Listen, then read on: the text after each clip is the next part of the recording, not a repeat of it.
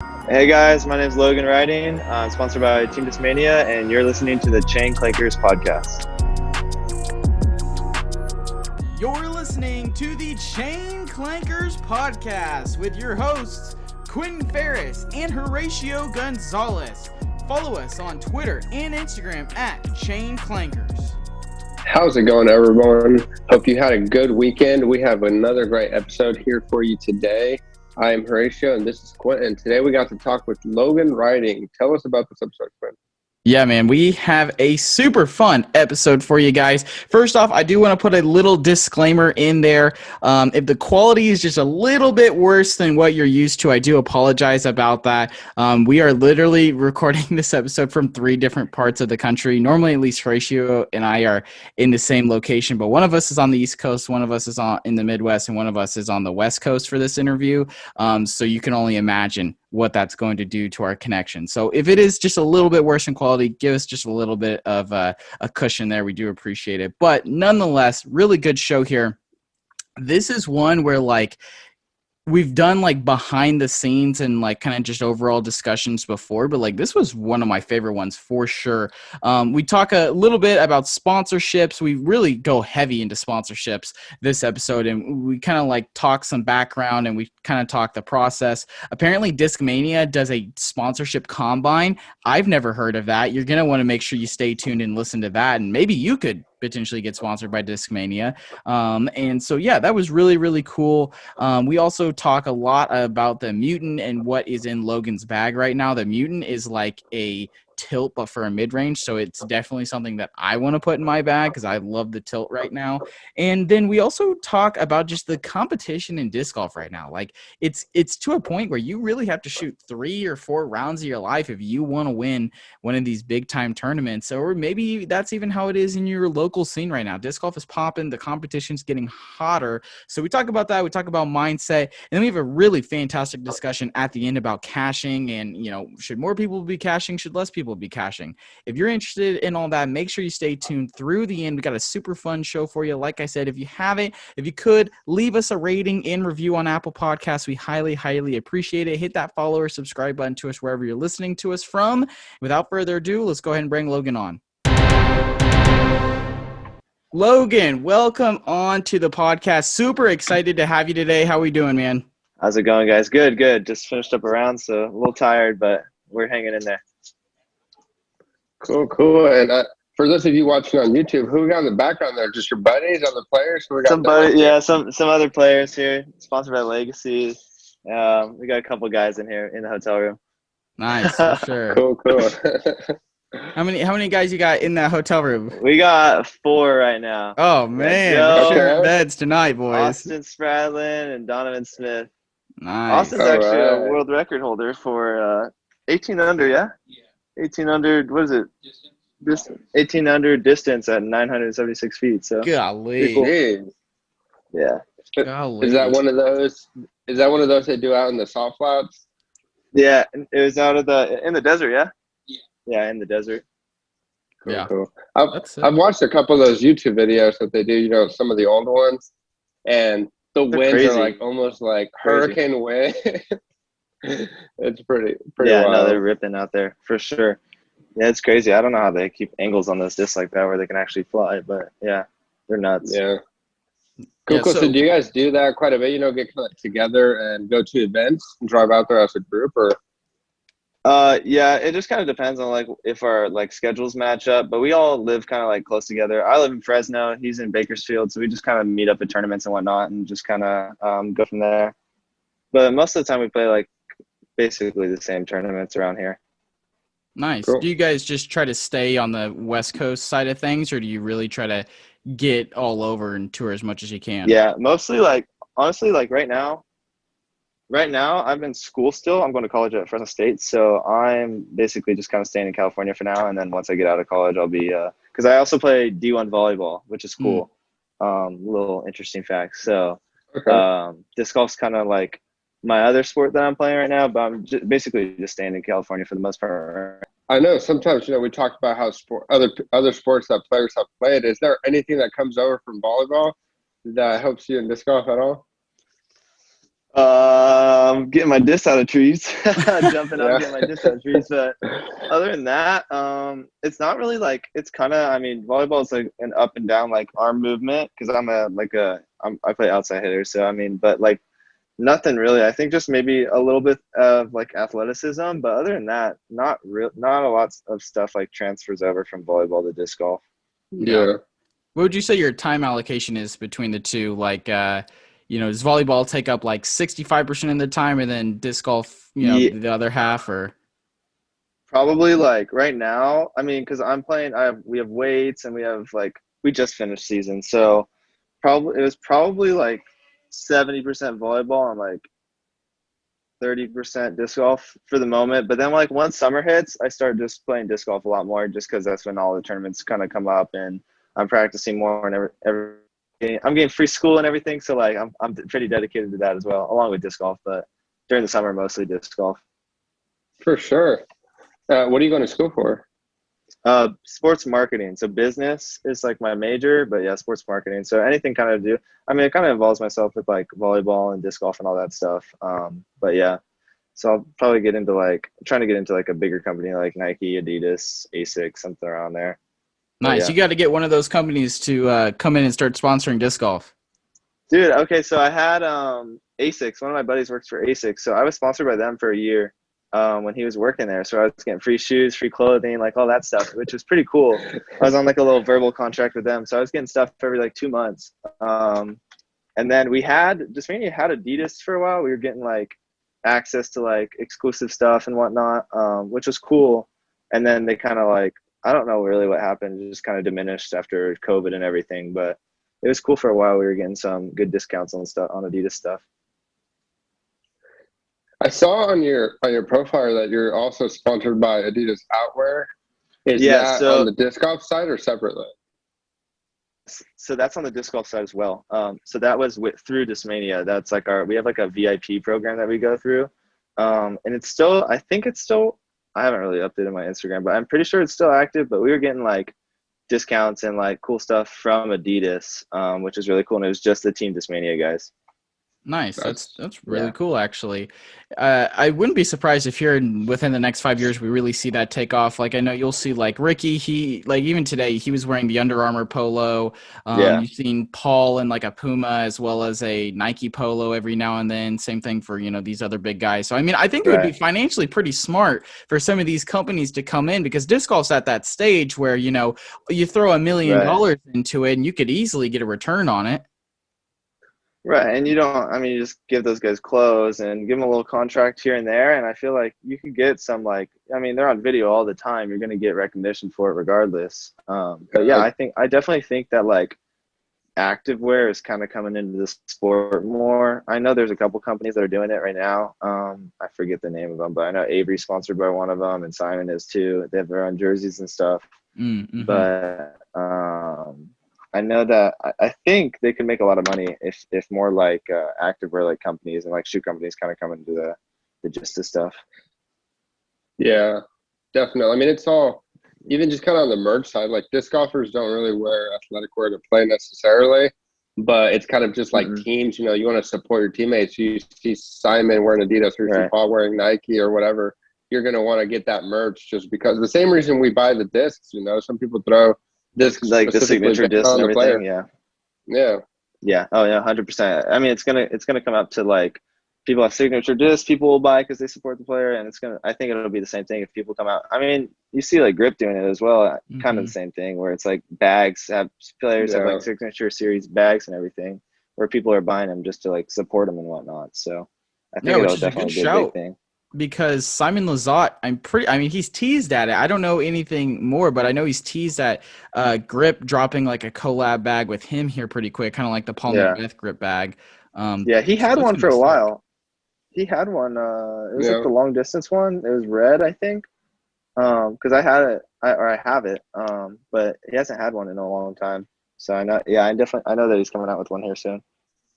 Cool. So enough business, enough marketing. Let's take us all the way back, Logan. Talk to us about talk to us about how you got started in the sport, what kind of, all the way to the beginning. Right. Okay. So let's see. So first time I played, I was just with a couple buddies.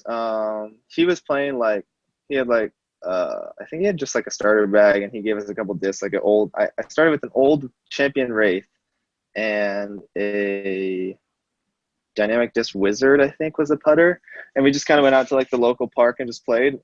I thought it was cool. I didn't think anything like really of it. I was just like playing or whatever.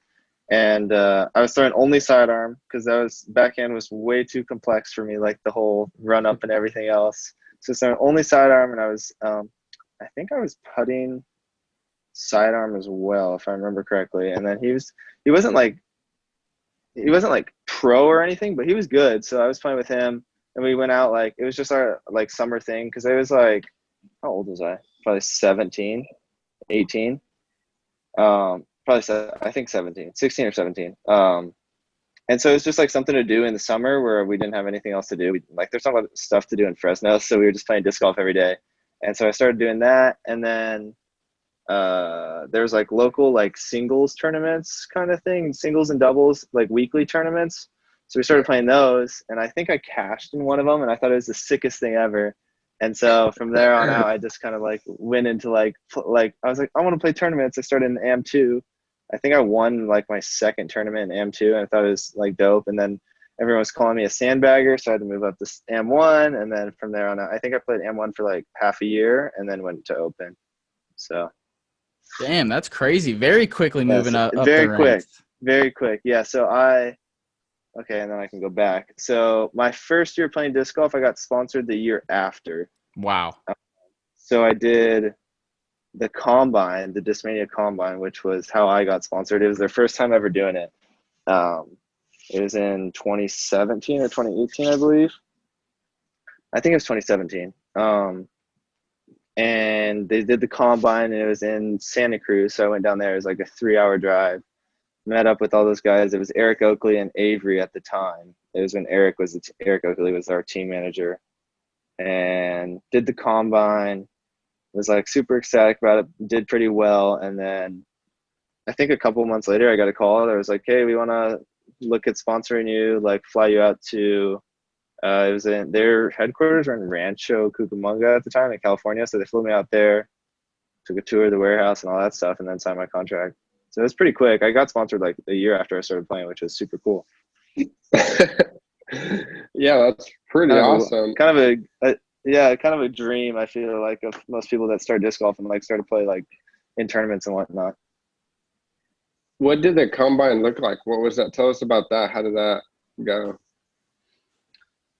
All right, so if I remember correctly, I think it was like 4 or 5 years ago, but it was basically it's the same as how they do it now, where they have like different like event. I would call them like carnival events, but not like it's not like a game per se, but like skill set events where you just basically have like certain targets that you're throwing from certain distances and trying to like get it inside like a bullseye ring type of thing, and then you get points per like each time you like score inside like circle 1, circle 2, that type of thing. And then they had like long drive competition where you get points based off how far you throw. And then I'm trying to think of what else.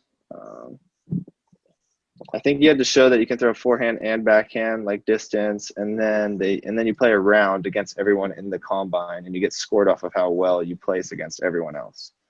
And then from there, they just kind of, I think, pick and choose based off like what they're looking for. I know like when I was doing it, they were looking for, and they still are, like younger guys to like, I think I was 18 at the time. They were looking for younger guys to like be on their team, because that's kind of how Discmania is. They want like young guns.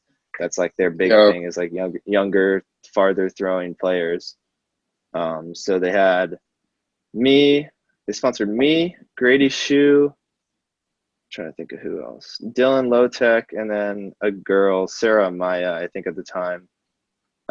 So me and Grady were hanging out for the most part, that when they flew us out, and we like had like a hotel room together and everything. So that's when I met Grady, which was cool. But we all got sponsored at the same time.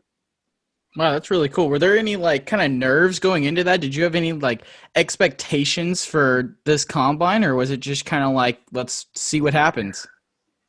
It was kind of like a little bit of both. It was like, I knew I was like a solid player, but I also knew there was some really good guys that I was like playing against or like going against in the combine. And you're not just going against like the people at that combine, you're going against everyone at every single combine that year, if that makes sense. Because they're only sponsoring like 3 or 4 players out of all the combines. And I think there was like, that year is their first year doing it, I think there was like 6. So, and they had like 50 people each. So there's like 300 people, like total, which is a lot to be picked like 3 out of 300. So, I mean, I was nervous, but like once I kind of get out there, it's the same thing on the course. Like when you're playing on like, because I've played like on film cards at like winter time with like Paul and this guy back here and stuff like that. And I feel like I get nervous for the first like probably 30 minutes of everything, and then after that I just kind of like get into a rhythm and start like playing and whatnot, and just kind of doing my like like thing and figuring out my skills and knowing like how I can play is pretty confident. For sure. That's really cool about the combines. Do you know if they still do those?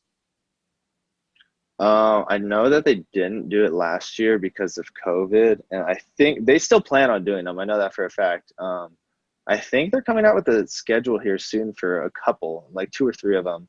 Yeah. Yeah, they're doing it this year. Okay, that's what I thought. Yeah, so they are doing it this year. I don't know where they're doing them. They kind of pick like random locations, just kind of based off of like where the touring guys are going. But they are still doing it. I know it's still the same setup, the same kind of like skillful events and all that, and then you play around it like a local course. Nice. That's really cool. That's a really, really neat concept. I feel like that's also gives a lot of people like an opportunity to put themselves in front of like a sponsor, because I feel like a lot of people ask the Right. question of like, how do I get sponsored? Oh, I think I'm pretty good. I want to be sponsored, but like, you really don't ever get an opportunity to be in front of anyone. That's really unique. Yeah, not at all. And like that, exactly. That was kind of my thing, is like, I wasn't playing like big tournaments at the time. I was just playing like local C tier, B tiers. And so that was my thing. I was like, I'm never going to like be in front of a lot of good pros. So if I can do this and like make it work, then I won't have to go through that whole, like, do I need to play a really good tournament, really big tournament and play really well to get noted, like maybe noticed, you know what I mean? Mm-hmm. So that's it. Yeah, it's definitely like a really cool concept that they're doing. I think other companies should follow. I don't know if they are or not, but like, I think it'd be a good idea for other companies to do it as well, just because you can get a lot of players on like teams that are skilled, but just kind of local, if that makes sense. No, for sure. Yeah. And it's also, another one of those things that makes the sport a little bit more legitimate, like other sports, Right. like that's a totally normal thing in other sports, just do combine. Right, like and football to and all that find stuff. like local talent. Yeah, for sure. Yeah, so you got sponsored there. You're after. How tough is it, or how much pressure is it, to renewing the contract? What are the expectations from the company? And then kind of like, what are you expected to do to be able to, guarantee you're going to get renewed the year after, or however long you do your contract for? Right. So I think it varies on the person. So like my contract obviously is different from like Eagle's contract or like Gavin Rathburn's contract. It kind of depends. I'm on the pro team, so I'm kind of like right in the middle, like right below touring, and then above like all the other guys that are like, I don't know what the lower teams are called, but so for me, it's pretty straightforward with this mania. You follow the contract requirements, you get a certain amount of like merch and discs and whatnot, and then you get like stuff paid for and whatnot, just depending on your contract like tier. I don't know how far I can really go into it. But you have to play a certain amount of events and like stuff like that. And then other than that, if you do your events, play well, like you basically, I mean, you're not guaranteed a new contract every year because it just depends. Like mine's just a yearly renewal. I'm renewing every year. But it's gone up. Like I've been getting more and more like bonuses per se. But it's not super stressful for me, at least. I'm sure it is for other people, just depending on like where they're at, like on their disc golf game and whatnot. But for me, it's pretty straightforward. They make it pretty easy and like, but yeah, I think it's pretty simple. It obviously depends on different companies too. Like they could be like super strict or super lenient, just depending on the person and the company. Yeah, for sure. Is there any, I guess, thought of potentially ever like exploring other options? other than Discmania? Like, let's say the end of the year, there's not a for sure, you're on the team next year. Is there any Right. thought of looking somewhere else? For me right now, not really. I mean, if the opportunity presents itself, maybe, but I really like their plastic right now. Obviously, I've been playing with it for like 4 years, so I've kind of got accustomed to it. I got stacks of backups and whatnot. So for right now, not really, no. I do like, I mean, the only really companies that I've ever thrown is Innova and Discmania, so I haven't really Mhm. explored other disc companies, but if the opportunity presents itself and it's like a better deal, maybe. Just depends. I'm also not like super like touring pro type of thing, so the Discmania sponsorship I have right now is really good for me. Right. And a little backup question on that is, so, you said it's not too stressful. You kind of just do what they expect, and you're good. You can renew. Right. Are there any on your end to move up to the next level of sponsorship, like what you need to do to that? And if you were wanting Yeah, to yeah. do to that, like what the expectations for that are? Right. So we have like they've sent us like a list. So basically there's like certain requirements that you have to get to the next tier of sponsorship. So I'm at pro, there's touring, and then there's like Eagle and Simon. So like so there's Yeah. like I'm not like, I mean, and I can definitely go up to touring if I start playing more tournaments, get my rating up a little bit higher. I think I'm just under 1,000 right now. But yeah, there's like certain requirements, obviously, that they kind of have laid out boundaries for us to get up to. But I'm not really at the point in life right now where I want to start touring for disc golf, just because I have school and everything else, and I kind of want to stay. I kind of got to stay local for now. But in the future, yes, we have like opportunities to bump up if we need to or if we want to. Yeah, that's definitely really good. I can't remember if we asked this earlier. I know we asked what major, but what year are you right now? So I'm a senior. Okay, so you will be graduating then, or have graduated? Correct. Yeah. Yeah. Correct. Yeah. Nice. So follow up to that then, moving on from college, congratulations on that. What is your kind of Thanks. next step? Are All right. you thinking about going into disc golf full time, or is it, hey, I'm going to explore the corporate world and uh, keep trying to play and, see what goes on? yeah. I think for me right now, I haven't really been given like, I mean, I kind of know where I'm at. Like, I know I want to play disc golf, but I don't know if it's a game for me to be playing 24/7. You know what I mean? Going Hmm. touring and everything else. Just because, I mean, I like traveling. I just hate driving. If that makes sense. Yeah, I no, don't I know. feel you. I'm not a big I guy feel that you. likes driving far distances and whatnot. But yeah, so I'm about to start a new job here soon, which is with like a pacemaker company, which is kind of weird, but I'm kind of going into medical sales right now. So with that being said, I'll be playing disc golf and I'll be working like a remote job, so I can kind of do it from wherever. So I'm gonna try to like balance both of them at the same time. But yeah, I mean, potentially I could go and tour. I just really haven't thought about it that much, if that makes sense. Yeah. It might be one of those things where, you haven't done it and maybe you get out there and tour and the lifestyle and just doing it, the people you meet, it makes up for all that crappy driving Right, constantly right. and you Yeah, end up loving it. yeah. But I was gonna ask, so you're finishing off school soon and then and are you gonna ramp up, even locally, how much you're playing? Yeah, I'm gonna try to, because volleyball was taking up a good majority of like practice time, I guess you would say, like going out and playing at courses and whatnot. Because I was going and playing volleyball every single day, and then on my off days, I was going and playing beach volleyball, or like grass volleyball doubles. So yeah, I mean, once that's over with, I'll be going out and trying to play a lot more of like more local tournaments and more like tournaments kind of around the area. I'm gonna try to like travel like to Oregon and stuff like that. So, like places close enough. But yeah, we'll see. I mean, with time coming up, I'll try to figure it out. But it just kind of depends. Yeah, for sure. Let's talk about your bag a little bit. You said you've been throwing Discmania for 4+ years now. What is your kind of go-to Right. discs? Take us through your bag. I wish I had it. It's in my car right now. So I'm throwing a lot. Surprisingly, I don't throw any DD3s or cloud breakers. I've been Ooh, see, throwing, this is the yeah, spiciness I that I was throw, hoping for. yeah. So I threw the prototype and I thought it was another PD2. The prototypes were pretty overstable and I've I threw one today just in the warm up round just to like see how it flew, and I actually like them, but I'm throwing all PD2s. So I'm throwing like I think I have 6 PD2s total or 5 in my bag, all S line. I have 1 C line and then the rest S line, just anywhere from like overstable to like pretty beat up flippy roller. I have 1 like roller PD2. So that's what I'm throwing for distance drivers. And then let's see. Fairways right now, I'm throwing, let's see, PDX, which I guess is like a power driver. So I'm throwing that for 4 hands instead of like an FD3 because it's like a longer FD3 for me. And then why am I blanking? And then a PD, Metal Flake PDs. I think that's it for that slot. I don't really throw that many discs. And then like, oh, fairways, another one, Instinct. I like the Instinct. I don't know if you guys know a lot of Discmania, but basically like a Discmania T-Bird for the most part. It's like probably one of their best molds that they've come out with that I like. Super glidey.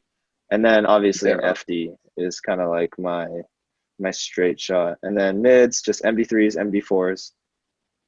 And the new Mutant. No one's gotten that yet. But I just put in my bag. Everyone just got them, like Colton and all those guys just got them last week at Goat Hill.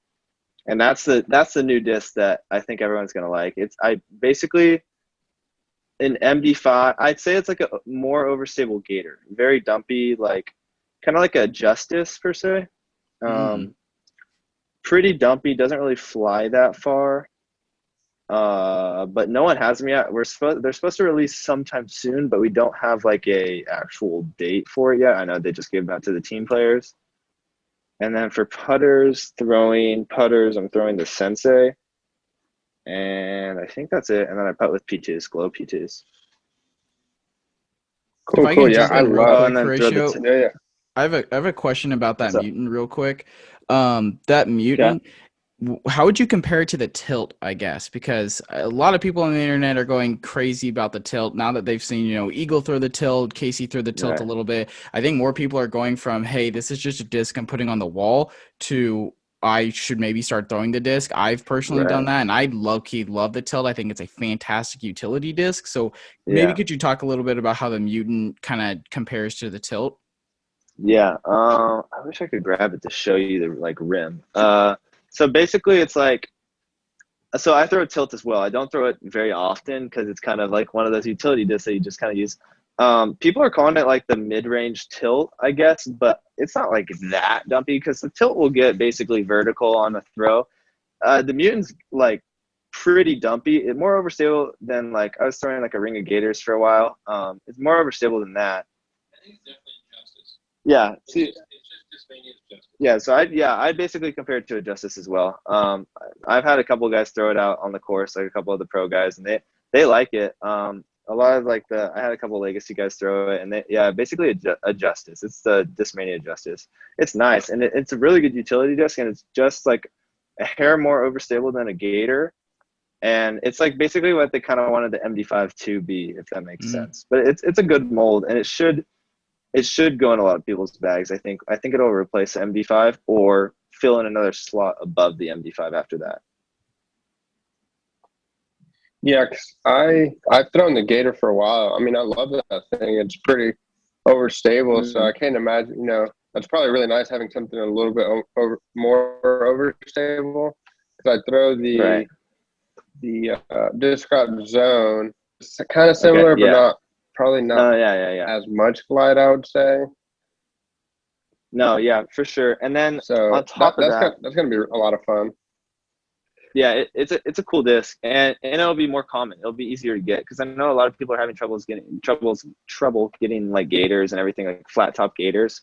Whereas this disc will just be like a stock disc that won't, because I know Discmania is really hard to get right now. It's kind of like the supreme of disc golf in a way. But yeah, that'll be like a stock disc that basically everyone can get their hands on once they release it. Yeah. Any idea when they are going to release it, or just kind of waiting right now? They didn't give us a date. UC said basically they don't have like a date for us and when they're going to release it, just kind of whenever they make it in production. He said just later in the year. So I don't know when that'll be. I don't have like an exact date, but yeah, sometime later in this upcoming year. Cool. So another thing, we want to talk about before we get you out of here in a bit, is just I guess the overall competition in disc golf at the moment. Like I feel like there's the level of disc golf is constantly improving, and like new players Right. coming in, younger players coming in. And I mean, you went pro after a year, and then you were sponsored pretty much a year after that or so. So you caught on to the sport really quickly. And I feel like even kids Right. discovering it even younger than you did, like in middle school, or a few years ago, and the sport is just improving like a much quicker rate, and it's adding kind of to that competition. I guess on your end, you're playing out there, you're playing these big sports. How do you see the competition at these tournaments? Do you see it improving? Yeah, there's definitely a lot of good players now. When I started, I didn't think there was obviously I was playing AM when I first started, but my first couple open tournaments, it wasn't like crazy difficult, I would say. Like if you shot good, you're top 10 for the most part every time. But now if you're going to big tournaments like this tournament, you can shoot 1,020 rated golf and be 35th. You know what I mean? Yeah. Because all these guys are averaging their ratings are like kind of where they're at. They're averaging 1030, 1040 rated golf. And if you're not shooting a hot round, if you're like 1,000 rated, not shooting like 5 strokes above your rating, you're not going to be even close to top 10. You won't get close. You got to shoot really hot the next rounds to keep up with those guys. So I think the overall skill levels and whatnot, but it's definitely like a lot of these guys are solid disc golfers, and they're just not making those like pushes to get to those top 10, top 20, unless you're shooting really good all 3 days. Yeah, I heard Definitely makes it more challenging and more like competitive for sure. Yeah, for sure. Which I like, but on the I want to say it was DDO coverage, they commentators, I want to say it might have been Philo, was talking about how it literally takes 3 rounds of like the best rounds of your life to even have a chance at winning tournaments. And it's just even more crazy that Ricky Wysocki right now is just on this unbelievable tear of shredding every single tournament. What kind of mindset do you go into a tournament like this? Because right now you're at the I literally can see the name, but OTB Open. OTB Open. Thank you. Yeah. The OTB Open, all the big dogs are there. Eagle, your teammate, shot -13 when for the longest time the next best was like -6. So unreal round. What is your mindset at a tournament like this, knowing like, damn, bro, I really have to shoot like a perfect round for me in order to even kind of compete? Like, do you have like all right, I'm gonna try to hit like top like 50, or like what's the mindset here? Okay, so I was playing behind or in front of Eagle today, so I was just watching that guy birdie. First, just random side note, I was watching birdie every hole. But for me, I'm going into a tournament just kind of trying to shoot like 1030 rated golf, which is like, here I was trying to shoot like 5-6 down, which isn't like crazy hard to do, but I mean, I shot really bad. I mean, I shot 1,010 rated golf today, but I was 25% inside circle 1. So my putting was not the greatest. It definitely could have been up there. Like I probably had like 6 or 7 missed birdie putts, so I could have been up there. But that goes back to the skill level. If you're super solid shooting these rounds, you're going to be up there in the top 10, 20, which I would have been top like 10 players. But anyways, it's getting tough to like shoot consistently hot rounds every time, especially because I'm not playing the sport 24/7, practicing every day a week, that type of thing. I'm coming out with a mindset of be top 20 in these big tournaments and I'll be fine. Like I'm not obviously, I mean, I would like to place like top 3, but realistically, I'm not going to beat Ricky, Paul, and Eagle in a tournament, a long bomber tournament. I can throw far, but I'm not as consistent with putting. Yeah, definitely. I mean, you're competing with guys like this is their entire life. Right. Like, right. Ricky, I mean, that's what they do for a living. It's their job. Yeah.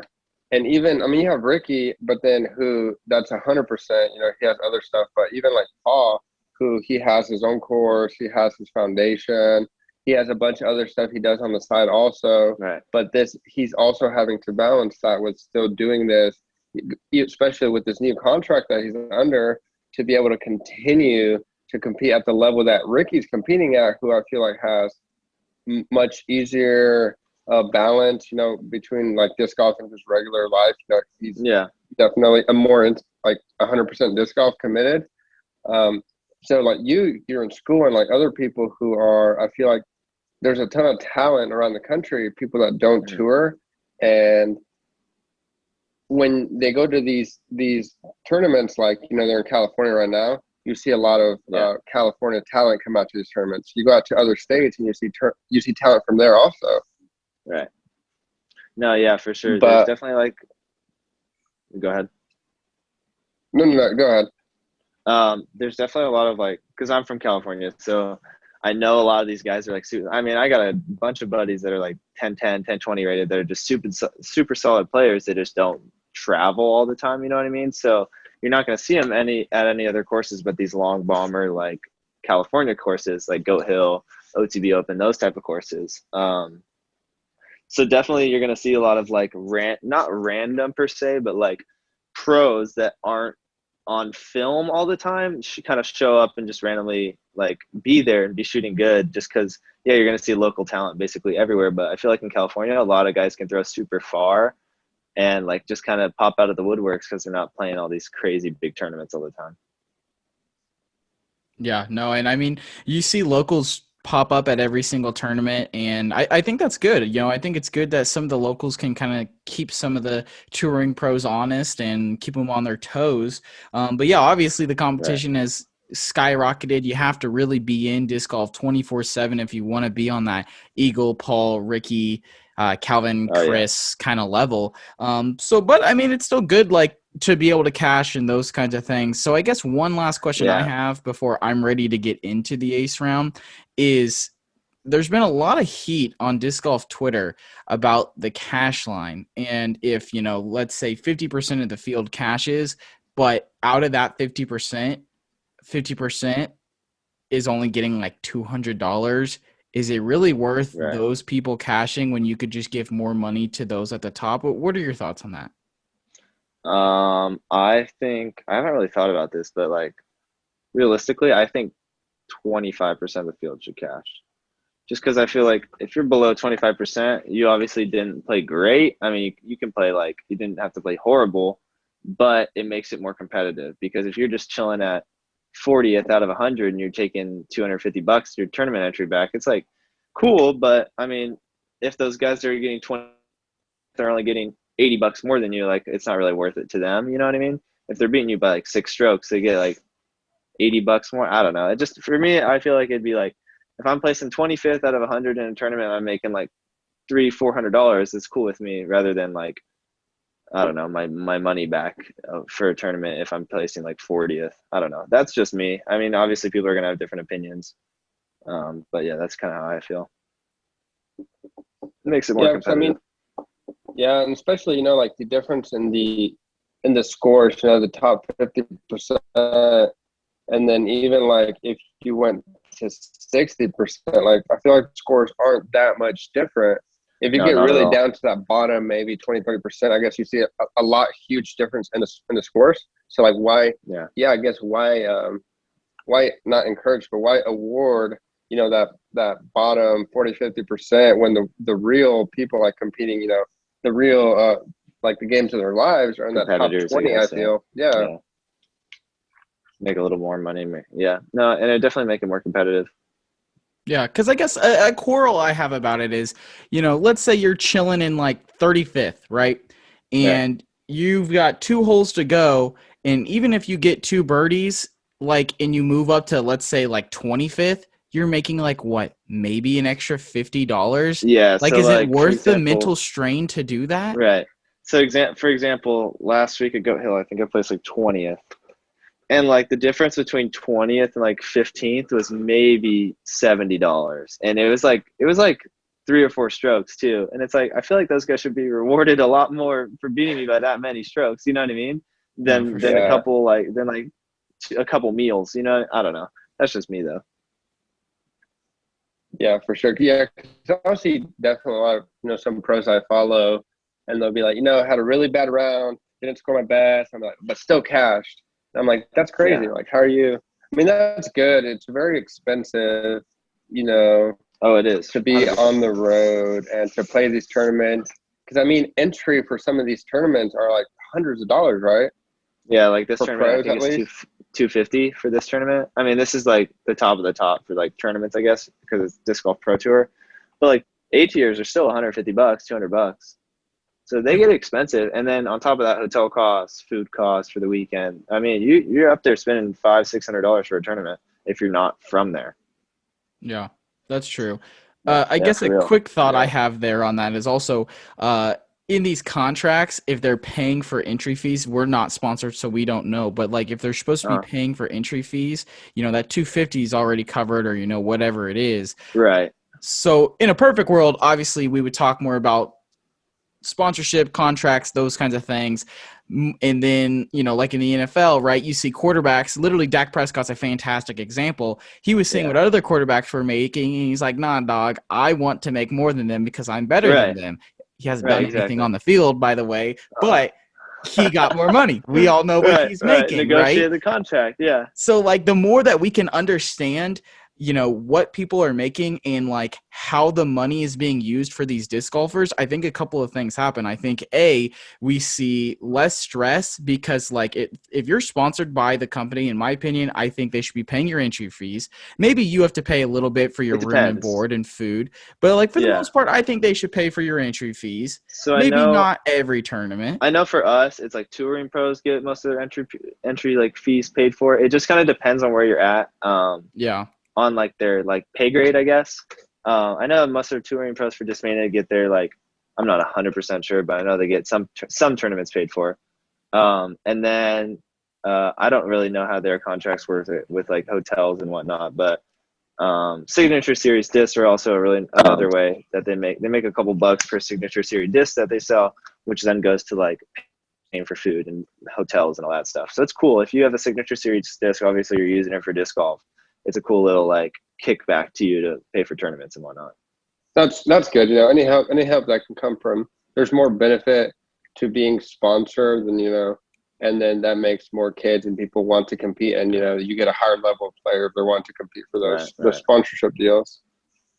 Right. I want when Paul McBeth came out with his new contract, the $10 million for 10 years or whatever. I was very interested, what the I don't know what Ricky Wysocki makes or what his contract is, but I was very like curious, as to what their thoughts were, what they're thinking. Like here we have our main guy like beating this guy in a lot of tournaments and like just tearing it and like at the top of his game and then improving. Like I wonder if they're gonna look at that contract and be like, well, because there's no way they're paying him that much yet. No, I mean, I think and you kind of hear things like playing with a bunch of pros and like how people's contracts are working. I don't really know what I'm allowed to say or not, you know what I mean? But like word kind of gets around on like people's contracts and what they have to do and whatnot. So yeah, and there's like there's a lot of renegotiation with like those big contracts. Like Paul's, he renegotiated after I think a year to make more money, obviously. But yeah, you get a lot of renegotiation and like how much they're making is kind of relevant to how they're playing and all that stuff. So I don't know. There's not a lot I can say about it, but yeah. In a perfect world, everyone would have more money in the sport. We'd have transparency, and we can get because I think the two strengths I'm trying to connect here are the two kind of like things we just talked about, right? Like should more people cash, and this discussion on contracts, because like if we change how many people cash and it goes to instead of top 50% or whatever it is to 25%, so those who perform better get paid more, then I don't know. It's I think the elimination of I had a terrible weekend but I still cashed. Like, I think that is not necessarily great for the sport. So if we can put those players in a place where they're making enough money that if they don't cash every single weekend, it's okay. But also, if you're not cashing and you're not performing, then like you shouldn't be making this. So like I can already hear the arguments against my own argument. No, I know. I think it's something that can be explored further. I know what you mean. Like if Tiger Woods came in and said like, oh man, I played horrible, but I still made $1 million in this tournament. Like, there's a big difference. Like, you shouldn't be able to play horrible and still make money. As much as that sounds kind of mean, it's kind of the reality of like competitive like sports. You know what I mean? Yeah. Like you don't go to a tournament to place like get a I don't know participation medal for example. No, for sure. I think this was a fantastic conversation, Horatio. I think we should go ahead and jump into the ace round. You want to go ahead Let's and do kick it. us off with the first question? Yeah. So, all right, Logan. So you're taking, a buddy, let's say for the first time they went and played around with you. You let them borrow your discs, but now they want to buy Yeah. their own. What one driver, mid, and putter would you recommend? All right, I'm gonna go with Discmania stuff on this, obviously, because I have the Yeah. most of that. But like this happened recently, so I give them when they go in first start. I take a C line FD and a D line FD and kind of see how hard they throw, if that makes sense, right off the rip. So I'll give them a C line FD and a D line FD, kind of have them throw that and see if they can flip it or not. And if they do flip the D line, then you give them a C line, have them kind of throw that. Then for mid, I'll give them like a C line MD just for like a straight shot. A lot of like newer guys don't really throw mids anyways. They just kind of toss the drivers out there like 4 times until they get able to putt. And then I'll give them like a P2 usually, because that's what I have, like 1,800 putters of freaking P2s. So Nice. Those are some good choices. yeah, My girlfriend has really taken up Those on things that are like mid-range. worth a lot of money. I know it's Yeah. stupid, and I throw them, which sucks because I throw glow P2s, and luckily I have like 15, 20 backups, but they're getting up there in price. They're hard to find now. True that. Our second question we got for you is, what is your favorite course you have played and one course you would love to play? Favorite course. I was talking to Ezra last week and I was playing Goat Hill at Adderhold because I played 2 rounds with him. We were talking about favorite courses. I don't really have like my favorite courses are the courses I shoot good on that day, if that makes sense. I think my favorite course I've played was probably SFO, the San Francisco Open, which is basically what this replaces, 2 years ago. I like that. It was kind of in the ghetto, but I like that course, that golf course. There's a lot of like elevation change and stuff like that. It was really fun. But then recently I really liked Goat Hill. That was a fun course that I played. I just like the long distance because I like throwing far and just kind of like throwing like flip up S-line shots and whatnot with my PD2s. So anything that has like far open shots is fun to me, any golf course. And then what course I want to play soon is probably like Milo McIver. I think that would be a cool course to like kind of play. I've just watched like videos on it. I think that'd be a fun course to just kind of go over there and throw shots on, kind of shape like cool shots and whatnot. And it's like a cool aesthetic as well. Yeah. Cool. Really good ones there. All right. Next question we got is, what is one tip you would give to yourself when you just started playing disc golf? Probably throw more. Like my weakest spot right now for like disc golf throws per se is like backhand up shots from like 200 feet and in. I'm really like good with any forehand like little up shots. I'm really consistent at, really confident with. Even like, but anything within like throwing putters, I guess per se, like soft putter shots or like soft mid-range shots, I'm not very good at like, I mean, I'm good at them, but not like crazy good at like controlling mid-range up shots per se and landing them in a specific spot. So I think like throwing more of those, more back and getting more comfortable with like backhand like up shots is probably where I'd kind of steer myself to like relearn or learn quicker. Nice. Our fourth question we got for you, what is your favorite memory playing disc golf? Favorite memory. Playing at my home course, Woodward Park in Fresno. It was a B tier event, I believe, and I shot, I think, my hottest rated round with an ace. I think it was 15 down on an 18-hole course, and it was like rated like 1080 or something like that. It's probably one of, and I won the tournament, so it's pretty sick. I think that's my favorite memory because it was like with all my hometown people and everything, so it's pretty cool. Yeah, with an ace, that's a sweet round. It's super sick. Yeah, I was already on fire. I was like 13, 12 down going into that like hole 15, and I threw an ace in. I was like, oh, this is sick. I'm like so far under par. It's cool. It's cool to play. And it's like super confidence boosting as well. Yeah. With all my friends just pestering me on my card because I knew them all because they're locals. Yeah. That's awesome. All right, last question we got here for you is, what is the biggest mistake you see new players make? I don't know. This is what I see a lot of new players like mistake as in like throwing technique. I don't know if that's where you're going with the question, but I was talking about this Just earlier. A lot anything. of players like, yeah, I think for me when I let a lot of my friends just kind of go out and I just let them throw the first shot just to kind of see how they do it. A lot of them kind of just twist their whole body and just kind of try to throw like they're unraveling almost. They like pull their arm in and like tuck it all the way out. Stuff like that where they're not like, and obviously it comes with like practice and like form, like critique, like if you're playing with someone like that knows what they're doing. But a lot of like too many body motions, I guess would be the term for it. And a lot of new guys like overthink what they're doing. They don't, because for me, I play like anyone that I play with, it's always like, oh, you play really quick. Like, because I don't really think about my shots, which I don't know if it's a good or bad thing. Obviously I could take some time, a little more time and like think about my shots, but I kind of just go out there and play. Even like tournaments, I don't take a lot of time. I just kind of go out there and just throw my shots, kind of let muscle memory do its work and don't overthink a lot of stuff. I think that's what a lot of like newer guys do. They just overthink way too much. It's just like you can just throw the shot and like figure it out what you're doing after you throw the shot, or like while you're practicing, kind of figure out what you're doing and don't take a lot of time to like really like be hard on yourself, I guess would be the correct term. Yeah, I really like that answer. And that's really funny that you said the whole like unraveling thing, because I definitely have a buddy that I've been going out with lately. He's doing exactly that. And I've tried to explain it. Yeah, they like, but hopefully it's hard to teach.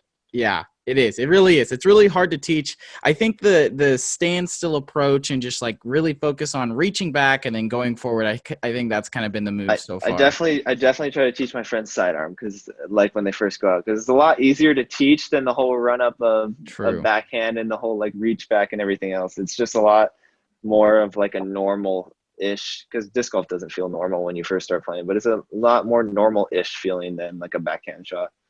Yeah. Well, Logan, we really appreciate you coming on the podcast. Appreciate your time sitting down with us here for about an hour. Where can the people follow you at on Instagram or connect with you online? So everything's just at Logan Riding, just LOGAN, just how it sounds. So yeah, that's Instagram, Twitter, all that stuff, Facebook, all that. Awesome, Logan. It was a pleasure to have you. Any sponsorships you want to thank before we get out of here? Yeah, just Team Discmania. Love them to the day I die. But yeah, Team Discmania, thanks guys. Appreciate it for all the support. And thanks guys for doing this podcast. It was cool. Yeah, thank you so much for coming on. Yeah, hopefully we see you out there, on some cards soon, tearing it up. Sure. For sure. Best of luck to you, and good luck on the rest of your school. And we'll see you soon, man. Yeah, for sure. Thanks, guys. Thank you for listening to the Chain Clankers podcast. Make sure you follow us on Twitter and Instagram at Chain Clankers, and hit that subscribe button wherever you're listening to us from so you never miss another episode.